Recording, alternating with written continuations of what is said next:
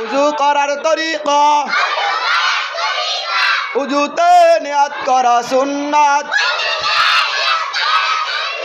বিসমিল্লাহ পড়া সুন্নাত দোনো হাতের কবজি সহ তিনবার দোয়া সুন্নাত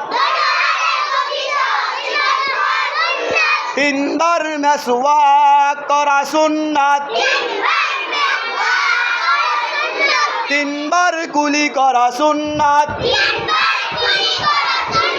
তিনবার নাকে পানি দেওয়া সুন্নাত সমস্ত মুখ তিনবার দোয়া সুন্নাত ডান হাতের কনু সহ তিনবার দোয়া সুন্নাত